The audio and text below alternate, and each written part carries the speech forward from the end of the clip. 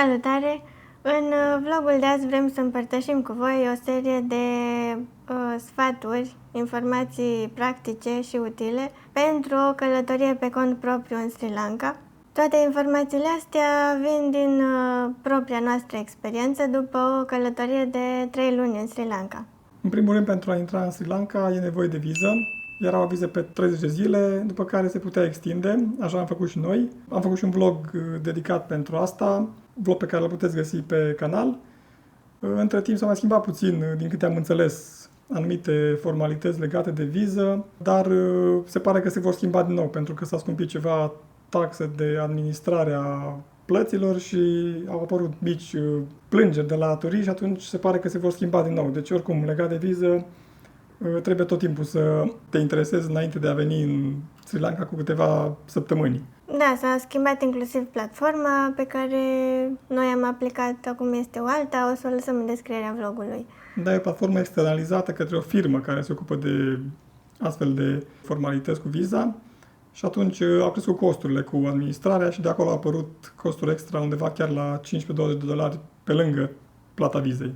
Dar pentru a intra în Sri Lanka e nevoie de viză și se poate obține online. Se pare că s-ar scoate partea cu visa on arrival. Deci, dacă veniți în Sri Lanka, e important să vă interesați dacă mai e valabilă viza când ajungi pe aeroport. Un alt aspect care interesează cam pe toată lumea e internetul. Noi am avut internet în Sri Lanka destul de ok, în sensul că am găsit la cazări cam peste tot pe unde am fost internet inclus în prețul cazării, doar că viteza e destul de slabă sau uneori foarte slabă și atunci există varianta cu datele de mobil, doar că nici acolo viteza nu e foarte bună cu ceea ce suntem noi obișnuiți în România și în Europa. În linii mari ne-am descurcat cu internet, adică puteam accesa Google Maps, puteam trimite e-mail-uri, puteam vorbi pe WhatsApp dacă era nevoie, dar când venea vorba de încărcat fișiere mari sau de descărcat fișiere mari de pe internet, dura câteva zile. Ca să încărcăm un vlog, uneori dura și 2 zile. Și asta în condiții în care aveam net nelimitat pe telefon. Pentru că am găsit o cartelă de la SLT Mobile, sau Mobitel, cum zic ei în Sri Lanka, și am găsit o cartelă nelimitat pentru 30 de zile cu aproximativ 30 de lei. Sunt alte rețele, Dialog, care are o rețea mai puternică, mai bună ca și viteză, doar că acolo nu am găsit nelimitat și atunci am ales pachetul cu internet nelimitat pentru a nu fi constrânși de un anumit volum de date.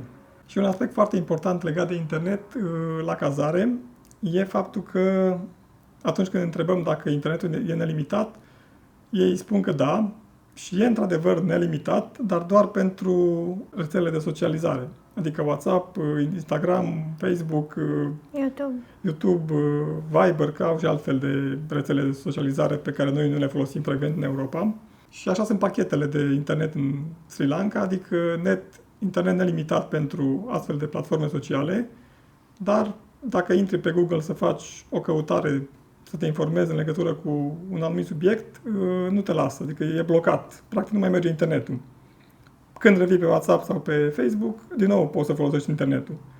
Și atunci, un sfat util ar fi că atunci când mergi la o cazare, dacă știi că ai nevoie de internet nelimitat, să întrebi ce pachete sunt și dacă e limitat sau nelimitat. Pentru că anumite cazări spun că dacă ai nevoie de extra, plătești o anumită sumă.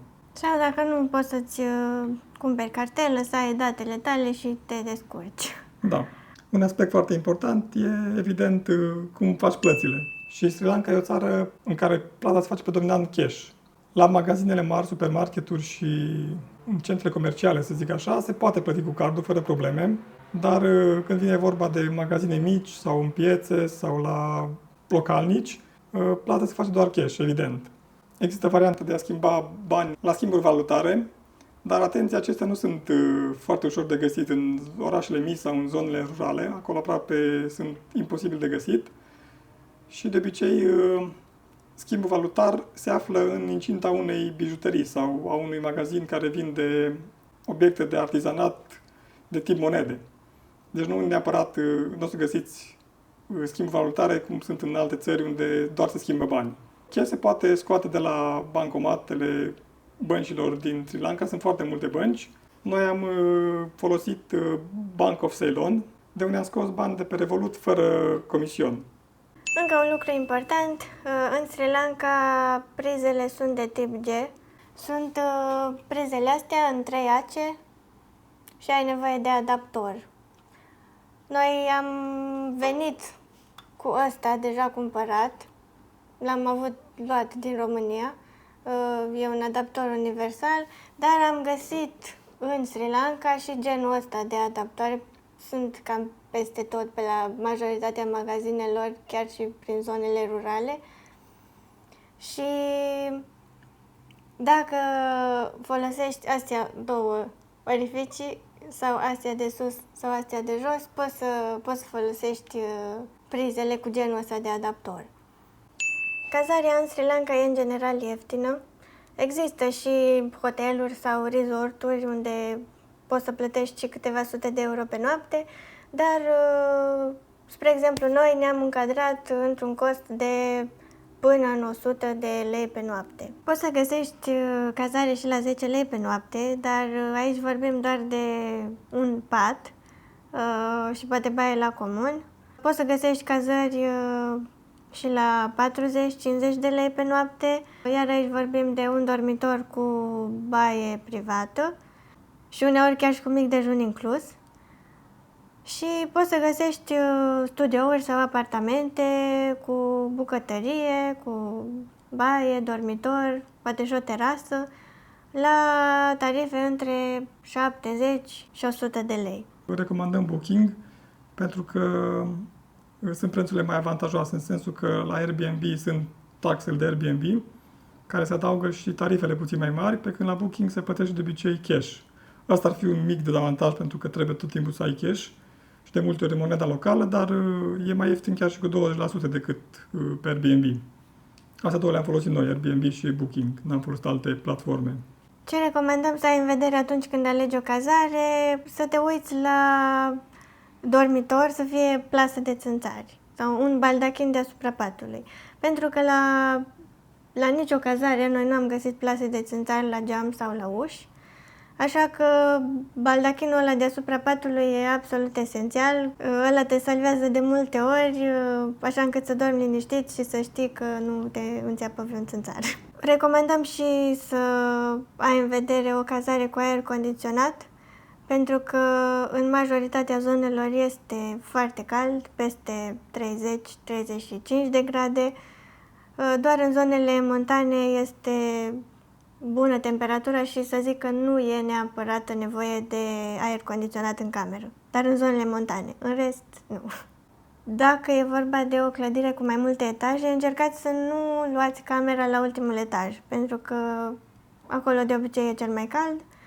Iar dacă e să vă luați o cazare într-o casă fără etaj, să vă uitați cu atenție să fie acoperiș deasupra camerei voastre, pentru că de foarte multe ori am întâlnit case care nu erau terminate și urmau să se extindă, să mai aibă încă un etaj în viitor, așa că deasupra era doar un plafon care se încingea foarte tare și atunci în cazare devenea insuportabil dacă nu aveai aer condiționat.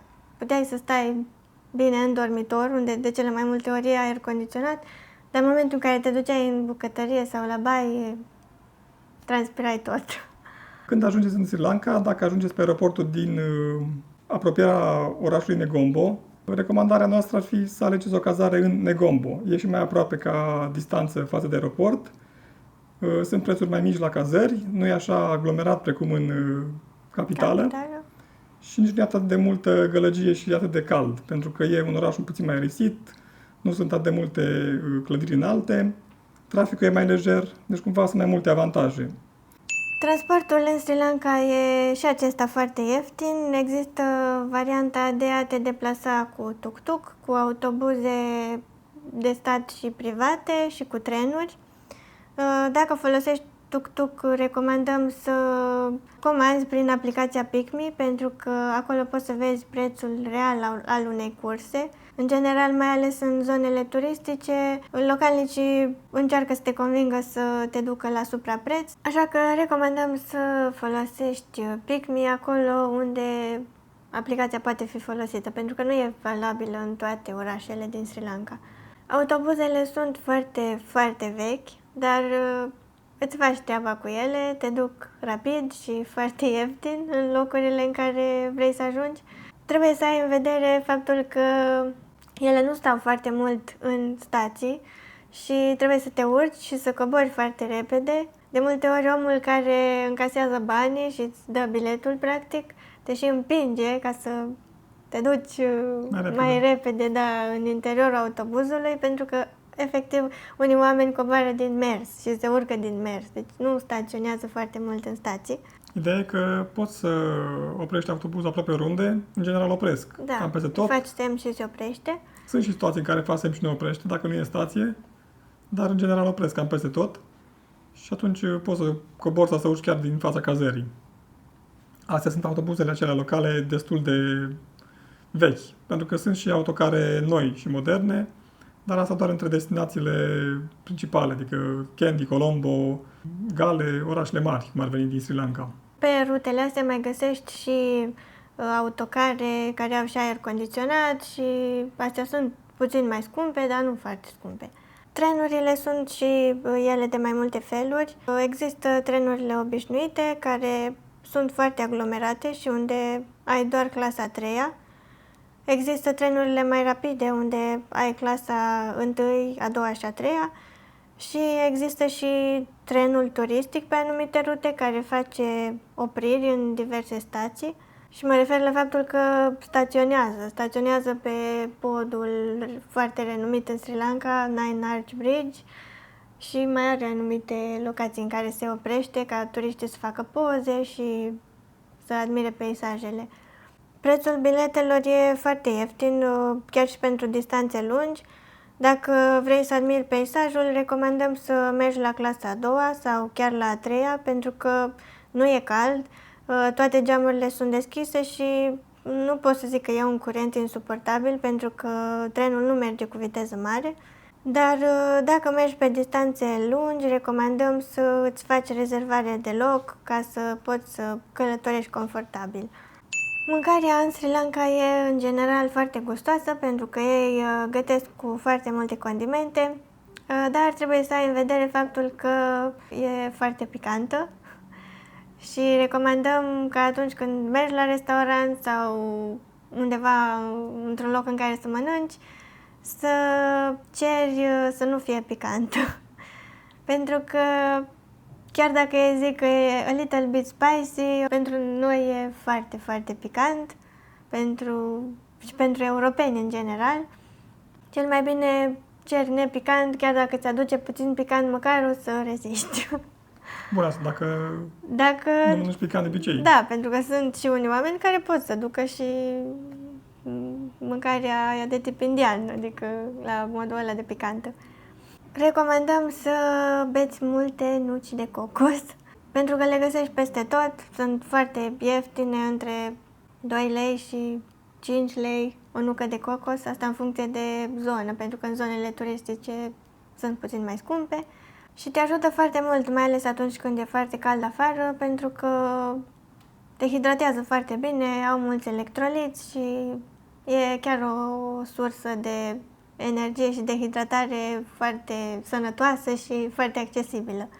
Legat de prețurile la supermarket, trebuie spus că în multe dintre magazine, mai ales în cele medii și mici, și chiar la supermarketuri, nu sunt tot timpul afișate prețurile pe raft, ci sunt pe produse. Deci acolo unde apare data de expirare sau perioada de valabilitate, acolo e trecut prețul în rupii srilancheze.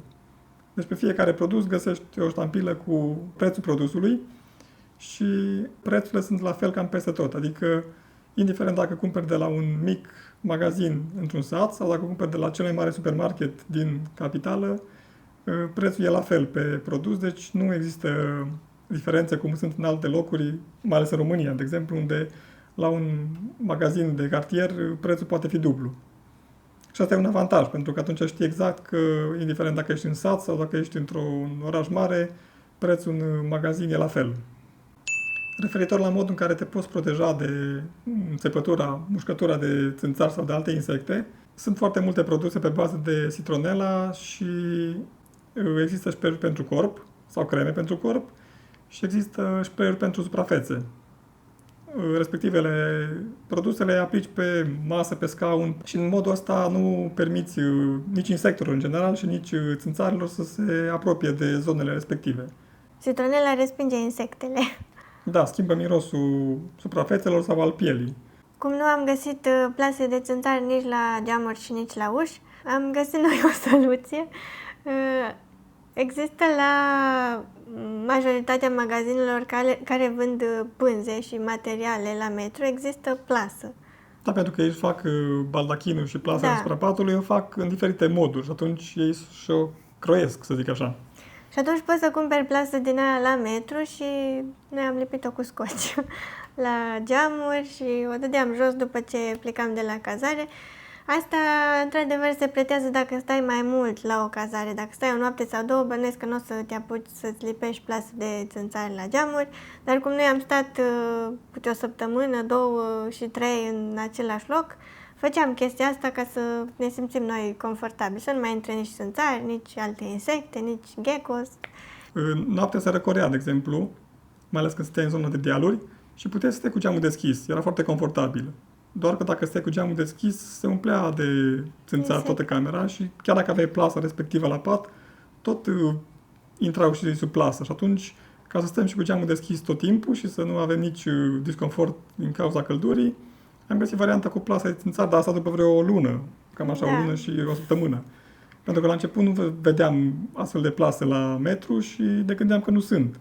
După ce am puneam plasa de țânțari, puteam sta cu geamul deschis toată noaptea și se răcorea uneori, trebuia chiar să te acoperi puțin dacă era în zonă de deal. E foarte important să ai protecție solară cu tine, pentru că e vorba de o țară tropicală, soarele e mult mai puternic și la plajă nu poți să stai cum stai în zonele mediteraneene. Ai soarele mult mai puternic, așa că e bine să ai o cremă cu factor de protecție mare, de la 50 în sus. Da, în magazine erau și produse de protecție solară cu factor 70. Ceea ce la noi nu prea găsești așa peste tot. Da. E bine să aveți cu voi o frontală, o lanternă frontală, pentru că în zonele rurale iluminat stradal nu prea există sau e foarte slab, un stâlp la câteva sute de metri.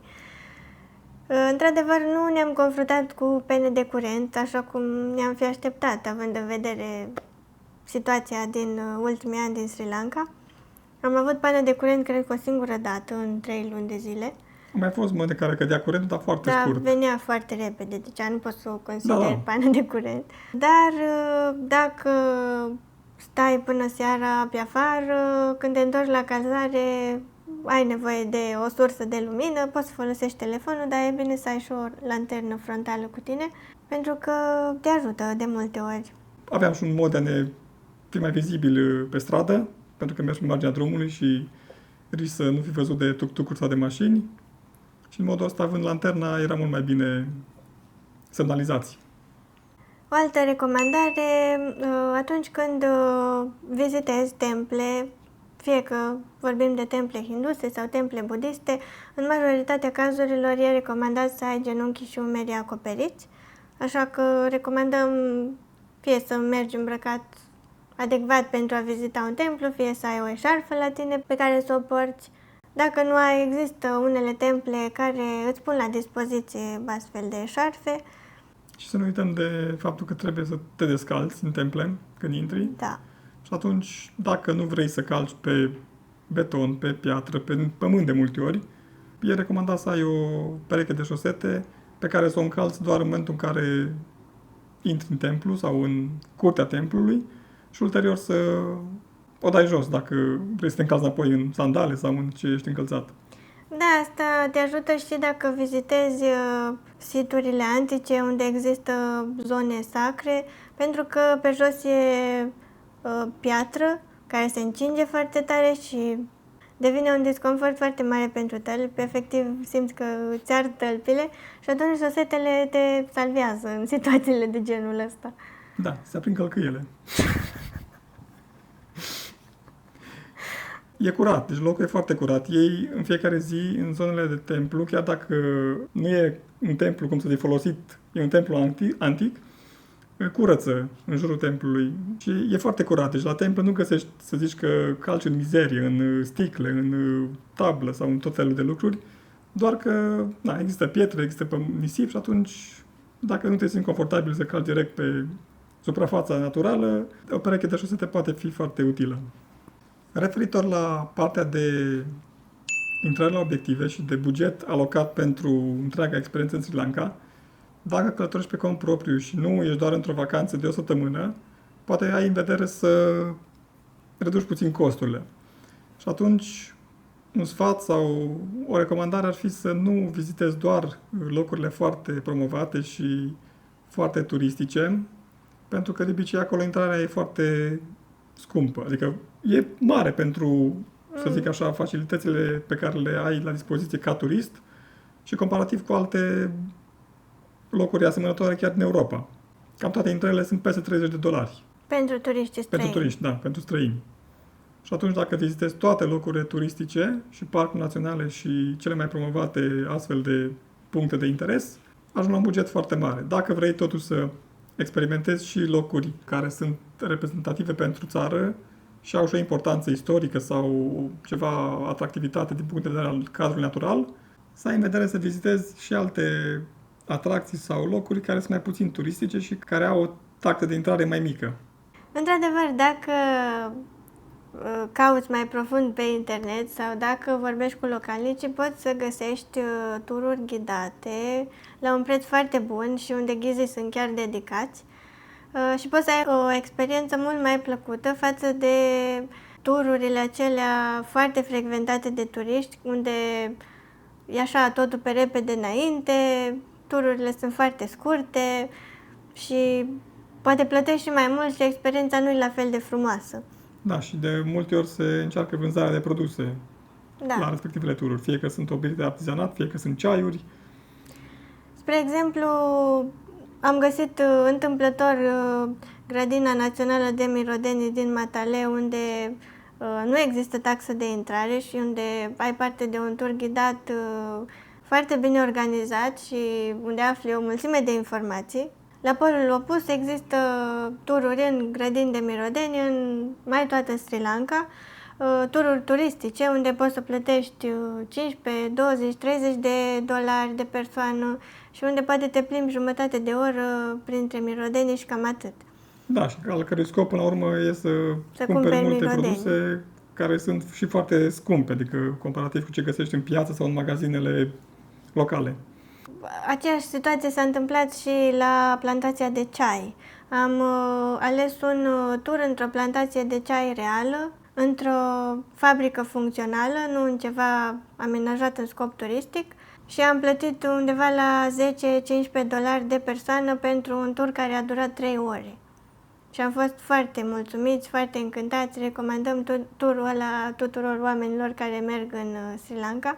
Există, cum spuneam, și plantații de ceai sau fabrici unde nu se mai lucrează, dar unde se fac tururi organizate ca să vezi procesul de fabricare al ceaiului și acolo poți să plătești chiar și 30 de dolari pentru jumătate de oră de tur și nici nu pleci cu toate informațiile pe care le afli într-un loc real, să spunem așa.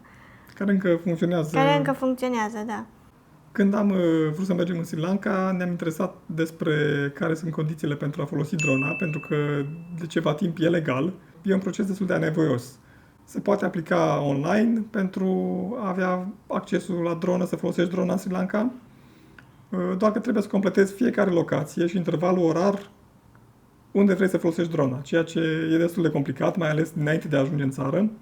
Poți să faci asta și când ești în țară, dar asta înseamnă foarte mult timp pierdut, pentru că se aprobă în câteva zile, e un cost destul de mare. Dacă plătești pentru o singură zi, e 10 dolari aproximativ.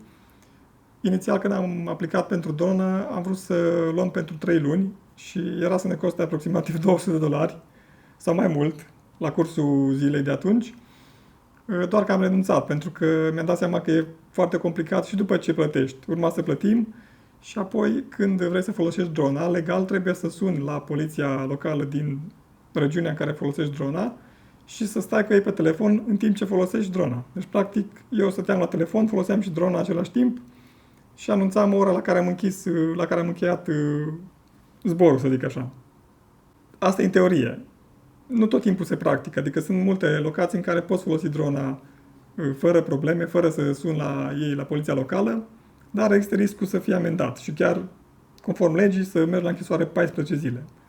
Și atunci am ales să nu mai luăm cu noi drona, pentru că era și un cost destul de mare pentru 3 luni și era o grijă în plus. Adică de fiecare dată ar fi trebuit să sunăm, să cerem aprobare, plus că în locurile foarte turistice de multe ori te poți trezi cu reclamații că ai filmat un spațiu privat și fiind o țară în care nu e clar dacă plătești amendă sau vorbești cu, cu polițistul la fața locului, să zic așa, am preferat să nu ne mai complicăm și cu drona. Dar se poate zbura cu drona în Sri Lanka începând din 2020, dacă rețin bine, sau 2021. Pentru că uneori e o provocare să găsești toate sursele de informații pe internet atunci când călătorești într-o țară nouă.